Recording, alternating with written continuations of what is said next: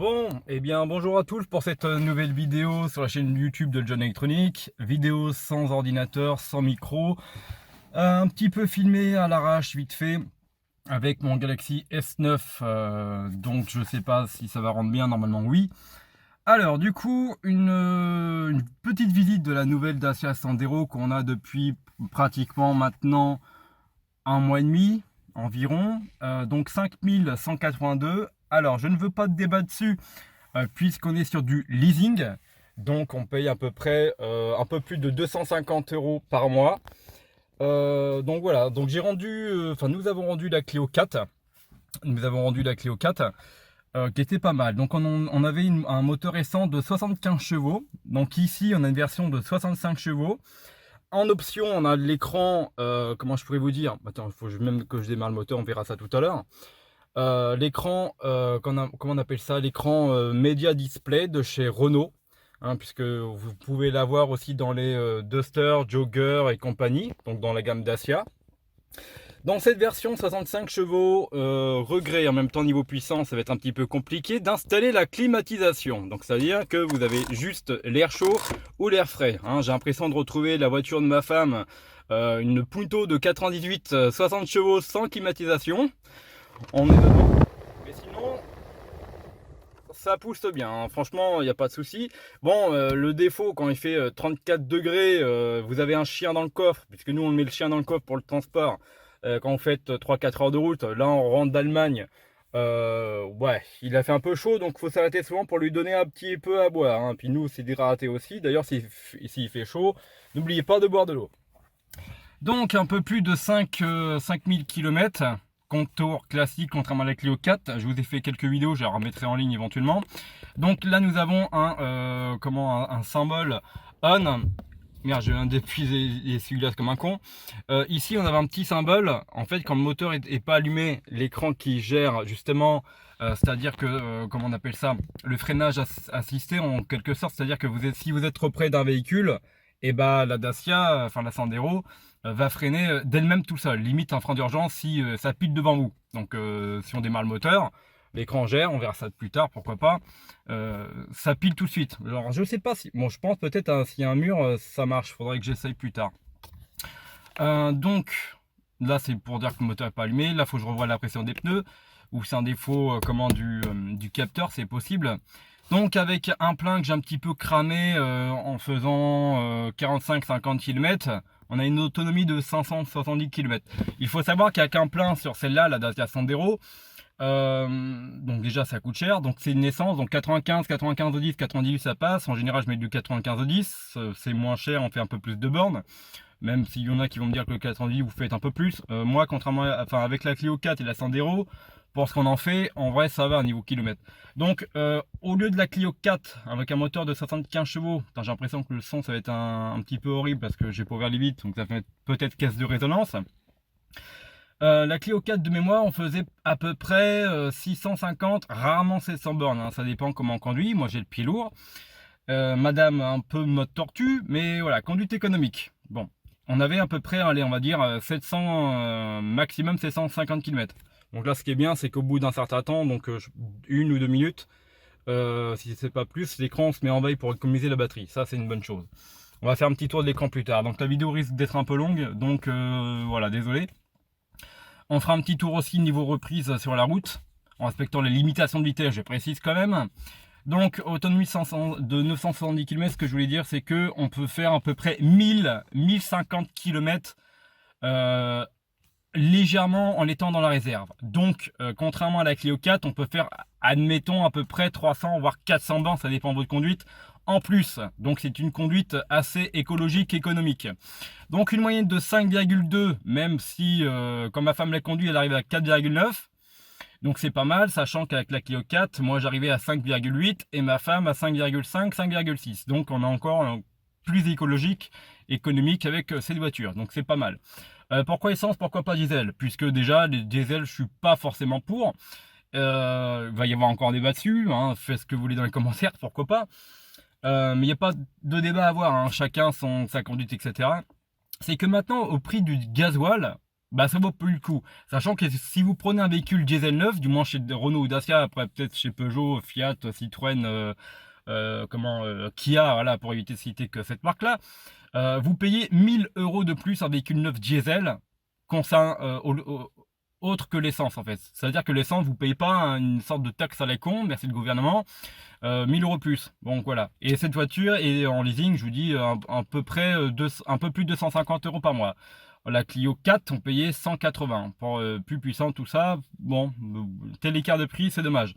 Un gros écart de prix, c'est sûr. Mais on a justement cet écran qui est en option, le Media Display.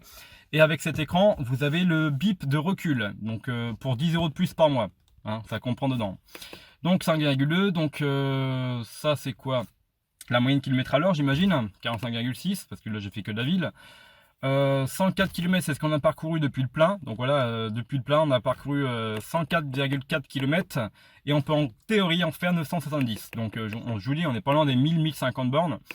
Et franchement, allez, tiens, on a fait un plein en partant de chez nous, vers Saint-Dizier, dans le 52. On est arrivé à Strasbourg et on a réussi à aller à l'hôtel à Cochem, je sais pas comment on dit en allemand. Et on a réussi à aller à Francfort. Et en retour, on a fait un petit plein par sécurité, puisqu'il nous restait la petite barre ici et la barre au-dessus. Donc il y avait à peu près 1h40 de route. Donc franchement, alors je ne sais pas combien de temps ça représente de trajet. Je pourrais pas le mettre en montage parce que j'uploaderai directement la vidéo juste après le tournage. Donc ouais, au Saint-Dizier, Strasbourg, vous avez 3 heures de route. Strasbourg à Cochem en allemand, un truc comme ça. Il faut compter peut-être 2h30, 3h si c'est pas plus.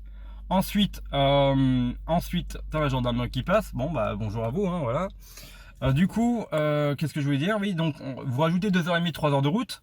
Ensuite, je crois pour que Cochem, Francfort, vous rajoutez 1h40. Donc ça doit faire 6, 7, allez, 8 heures de route à peu près.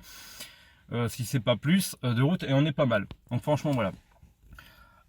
Qu'est-ce que je voulais dire? Donc après la présentation du véhicule, donc bon bah verrouillage automatique des portes, on a les warnings, l'airbag passager, ce qui sert pour les enfants ou quoi que ce soit, couper le démarrage du moteur automatique et tout ça, genre de marque qui passe, hein, voilà, je fais rien de mal.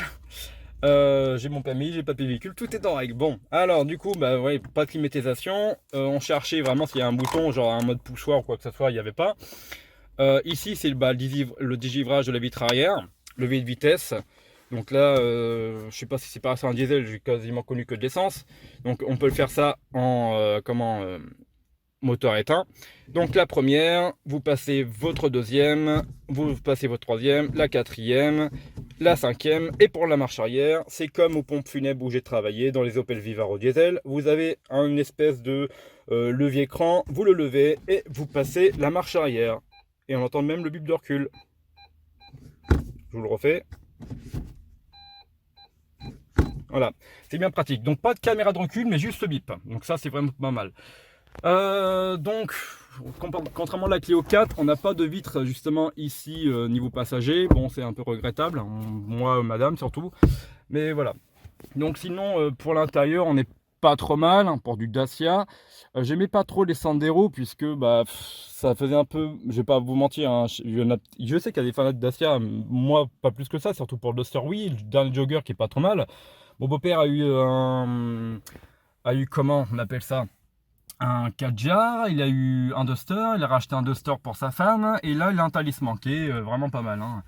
Le Dacia couleur parisienne, je sais pas comment on dit les couleurs d'ailleurs. On fait un petit tour arrière, et puis voilà. Donc je sais pas si je mets pause directement, ça va reprendre la vidéo, mais on va voir. Donc en théorie ça reprend la vidéo. Donc côté extérieur on n'est pas trop mal. Donc on a des bons pneus. On a du 185-65 R15H si vous voulez savoir, vous verrez peut-être pas. C'est des Eco-Contact 6 de chez Continental si je dis pas de conneries. La plaque je vais éviter de la filmer. Mais voilà, donc on a une belle gueule avant, une belle gueule arrière. Ce que je trouve vraiment pas mal avec les dernières en fait. Et franchement, au niveau extérieur, c'est pas trop dégueulasse. Ça va, c'est un look un peu agressif, c'est pas mal. Les feux arrière, tout ça. On a le Sandero, un peu, comment je pourrais dire, un peu comme les cartes de crédit, vous savez, un peu les numéros ressortis, quoi que ce soit, c'est un peu le même principe.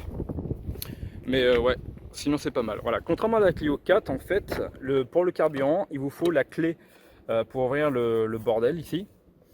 Mais sinon, c'est pas trop mal en fait. Après, j'ouvrirai plus tard le moteur, on verra ça. Quoique, je vais vous le faire là, allez. Voilà, donc contrairement à la Clio 4, on n'a pas une tonne de cash à la con, ce que je reprochais énormément, même si elle me manque un petit peu cette voiture, surtout au niveau rapport puissance couple, parce qu'ici on n'a vraiment pas de couple. On verra ça peut-être sur la route plus tard, respectant la limitation de vitesse, je rappelle. Première ça va, deuxième, troisième, quatrième, et dès que vous passez un cinquième, bon, voilà. Donc on a été vraiment en Allemagne où il y avait des routes à 100 sans limitation de vitesse, en direction de Francfort ou Cologne, je sais plus, à Cologne. Et elle atteint quand même les 165 km/h sans trop pousser, même si on pouvait aller un peu plus vite. Mais bon, voilà. Alors, du coup, ici, on a tous les niveaux d'huile. On a la jauge d'huile ici, le petit moteur. Voilà, donc je sais pas s'il est fiable à voir avec le temps. On avait quelques problèmes avec la Clio 4 concernant le levier de vitesse. En troisième, ça craquait. La marche arrière, c'était une horreur. Il fallait passer limite 5 ou 7 fois. Hein. À bout de 80 000 km, c'est un peu pas trop normal. Donc la petite batterie ici, voilà, qui est assez puissante, ça a l'air. Et donc voilà. Donc maintenant, on va démarrer le bestiau pour vous faire écouter la sonorité du moteur. Je sais pas si je ferai une vidéo sur la route, juste, enfin dans la même vidéo ou plus tard. Mais voilà. Mon quart de tour, hein, 5000 km. L'écran qui se rallume. Alors là, si on peut mettre la navigation, on va voir ça. Bon, je vais pas le mettre le GPS ou quoi que ce soit, mais voilà. Donc on a la radio. Vous êtes obligé d'allumer le moteur pour ça, c'est dommage. Pas uniquement le circuit électrique. Donc vous pouvez enregistrer des radios, c'est-à-dire on va dans les fréquences, vous sélectionnez. Si vous voulez enregistrer, vous restez appuyé sur Preset. Hein, voilà. Dans la liste ici, vous avez toutes vos radios. Ça fait bizarre d'ailleurs d'écouter des radios allemandes quand on était là-dessus. Donc on peut faire une mise à jour de la liste, ça actualise quand vous changez de région ou de département, vu que nous on roule beaucoup, que ce soit Haute-Marne, Allemagne, Strasbourg, donc le Bas-Rhin, on va aussi en Haute-Normandie, on va la famille évidemment. Donc dans les options, on a pas mal de trucs aussi, hein, si vous voulez régler. Hein, bon. Dans les médias, on peut écouter du Bluetooth, avec YouTube, etc. Le téléphone, si vous voulez carrément appeler les contacts. Vous avez quelques touches justement ici qui peut justement gérer tout le bordel là. Ensuite, on peut, là c'est pour accepter l'appel vocal, je sais plus trop là-dedans, je m'en sers jamais. Ensuite, on a limité régulateur de vitesse. Là, si vous voulez garder en mémoire votre vitesse, par exemple 80 km/h, là vous réglez plus moins. Et contrairement à la Clio, par exemple, attends, j'ai désactivé ça. Voilà, si on met limite, ah oui, mais là je roule, ah oui, il va le mettre quand même, là. Ok. Donc là, contrairement à la Clio, le de 2 par 2, c'est vraiment 1 par 1. Et vous voyez comment j'appuie sur la touche, c'est pas trop sensible parce qu'on est obligé d'appuyer, limite appuyer, attendre, appuyer, attendre. Ça, c'est un défaut, c'est chiant, c'est casse-couille, c'est chiant. Ensuite, paramètres du véhicule, on a le freinage actif, ce que je vous avais dit, on avait un petit voyant là, c'est-à-dire que si un véhicule trop près, elle va le freiner sec, fort même. Ensuite, on a le verrouillage automatique des portes, il y en a qui le mettent, il y en a d'autres non. Moi, je le mets pas, c'est-à-dire qu'en cas d'accident sévère, ce que je souhaite à personne, hein, ni à ma femme ni à moi, il fait déjà 27, il est 12h30 sans déconner, c'est que ça évite justement de couper la tôle en fait pour vous désincarcérer. Donc moi et ma femme, on ne le met jamais. Voilà, on est plus tranquille niveau sécurité de rouler avec. Donc ensuite, niveau qualité du son, c'est pas trop mal, hein, c'est pas les mêmes enceintes qu'on avait dans la Clio, mais ça fait le taf. Et moi, à chaque fois, j'aime bien, vu que les réglages d'origine sont un peu pourris. Alors désolé si je tombe ou quoi que ce soit. Je filme de la main gauche. Et du coup, on peut régler tout ça. Donc moi, à chaque fois, je règle les basses. Je sais pas si ça se ressentir. On va monter les basses, par exemple. Là, je suis à 5. Je sais pas ce que ça va donner comme son, mais... Donc si on diminue, il n'y a plus de basse. 2, c'est parfait. Voilà, on peut vraiment régler pas mal de trucs là-dessus. Les préférences sonores. Par exemple, si vous voulez, donc là l'audio, je vais le baisser, on va mettre allez, à 3. Allez, 0 même pour une question de retour, on sait jamais. Là c'est, donc ça c'est ok, l'audio général, là c'est de la radio, de la navigation. Donc je mets toujours à 12, voire à 16. Si on roule à 130 par exemple, les vitres ouvertes, c'est un peu chiant. Donc sonnerie, j'ai toujours fort. Enfin, ma femme l'a augmenté parce que je mettais 9, ça gueule tout le temps, surtout quand entendeur en côté passager, hein, même madame. Mais voilà, il y a pas mal de trucs, ça c'est pas mal. C'est l'écran Media Display chez Dacia, voilà, il y a pas mal de trucs. Donc en mode nuit, on peut me mettre en médium. Là, on se rend pas compte parce que la qualité est un petit peu dégueulasse. Je suis désolé. Je peux peut-être augmenter ça. Non, c'est moche. Ah, je vous dis, hein, pas de montage ou quoi que ce soit. Il veut bien me... Voilà.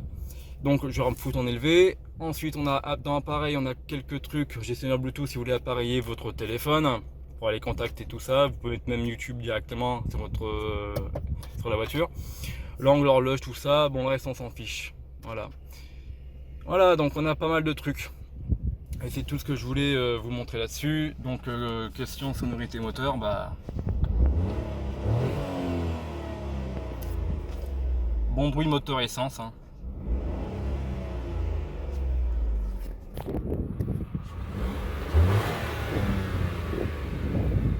Voilà, j'ai évité de faire ça 30 000 fois, j'ai augmenté ma conso. Mais je ferai peut-être, vous verrez à la fin de la vidéo si justement je teste la voiture sur la route, niveau reprise, en respectant les limitations de vitesse, je rappelle, on n'est pas en Allemagne.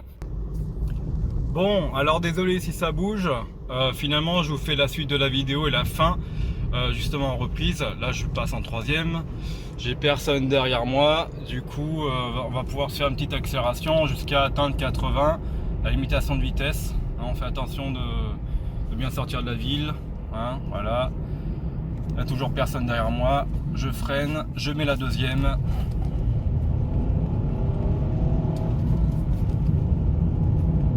Troisième. Quatrième. En vrai jusqu'à la quatrième ça va, mais en cinquième il n'y a pas de couple. La cinquième. Si j'appuie à fond, ça se traîne un peu le cul. Voilà, donc j'espère que la fin de la vidéo ça vous plaît. Désolé si c'était long, ça bougeait dans tous les sens. Voilà, je n'ai plus qu'à vous dire à la prochaine sur la chaîne YouTube. Salut, bye.